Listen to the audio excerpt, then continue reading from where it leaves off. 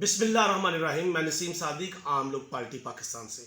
آج میں آپ کو ایک ایسی بات بتانے جا رہا ہوں جو ہم لوگوں کی منافقت ہے۔ میں پاکستان کا معاشرے کی منافقت ہے۔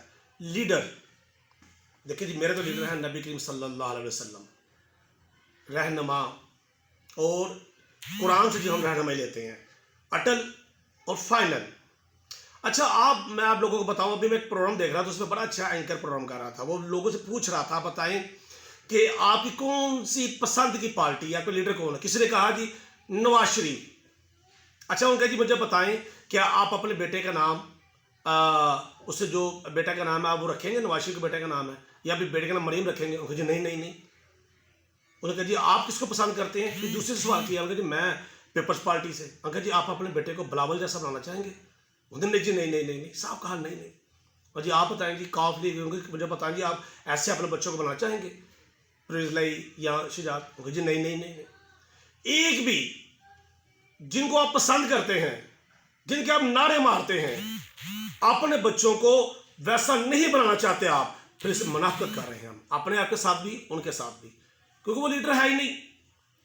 آپ اپنے بچوں کے نام رکھیں گے عمر، کیوں کہ آپ کے ذہن میں ایک ہے، علی، کیوں آپ کے ذہن میں ایک ہے، عثمان، ابو بکر رضی اللہ تعالیٰ عنہ، یہ چار ایسے نام ہیں آپ رکھیں۔ کیوں؟ لیڈر رسول صلی اللہ علیہ وسلم آپ جو صفت نام میں ہے، احمد، محمد، ابو بکر، مگر آپ سارے نام رکھیں گے جو چیزیں ان میں ہیں۔ کیوں کہ آپ کو پتہ یہ لیڈر ہیں، ان جیسے ہمارے بچے ہونے چاہیے، یہ کوالٹی ہمارے بچوں میں، ہماری بیٹیوں میں ہونی چاہیے۔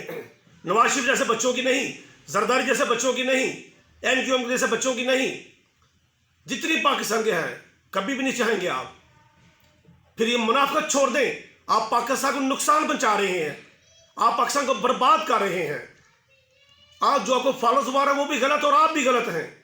آپ حق کو سچ پہ آپ کھڑے ہو جائیں، یہ غلط ہے، یہ نظام ہمارا نہیں، یہ جمہوری نظام ہمارا نہیں، ہمارا نظام دین الاسلام ہے، جو ہمارے جن کے ہم پیروکار ہیں، جن جیسا ہم بننا چاہتے ہیں، رسول صلی اللہ علیہ وسلم کی زندگی کو فالو کرنا چاہتے ہیں، جو ہمارے اسلامی ہیرو ہیں، ہم جیسا ہم بننا چاہتے ہیں۔ تو پھر کیوں، میرا بھی سوال ہے آپ سے پاکستانیوں اور مسلمانوں، جاگو اور پاکستان کو صحیح ٹریک کی طرف لے کے آنے کے لیے ہماری مدد کرو۔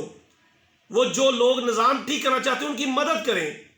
یہ ہے آپ اصل کو جاگیں، دین اسلام کو سمجھیں، اور ویسے اپنے بچوں کو بنائیں، ویسے لوگوں کو فالو کریں جیسا کو فخر ہو، آپ کے بچوں کو فخر ہو۔